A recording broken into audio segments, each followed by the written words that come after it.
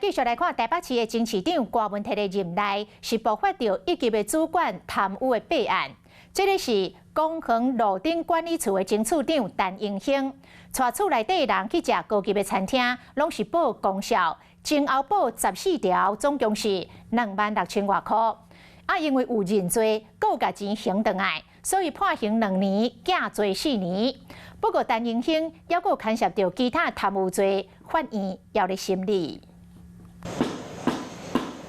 台北上强糕肉店称汇阿声糕肉，纪念店连续4档得米其林必比登的推荐，也有国际出名的鼎泰丰人参包仔。台北市府前一级主管带千人去各大出名的餐厅食透透，严格说是报功效，互全国民众替伊付钱。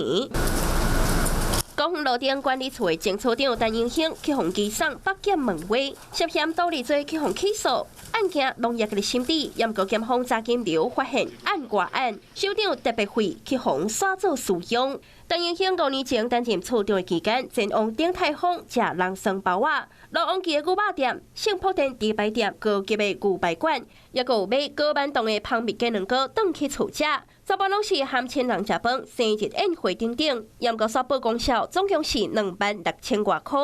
北院的法官认定，伊不实报销特别费，严格检查规定道歉罪嘛已经还钱，因为诈取金额无够5万，依法会当减刑，总共是2年的有期徒刑，体罚公款2年，缓刑4年。缓刑的条件是伊必须爱支付功课50万，做120点钟的义务劳务，参加8场法治教育的课程。现在都进入侦查程序。陈英兴牵涉到2件贪污案，甲首长特别费案件，佫会使上诉。严格另外一件佫较宏关心的是阳明山国际大旅馆向检机侵占公有地，陈英兴涉嫌接受请托，暗砍业要对定补偿金，已经向依照刑度佫较重的贪污治罪条例盗利罪来起诉，北院嘛当在审理当中。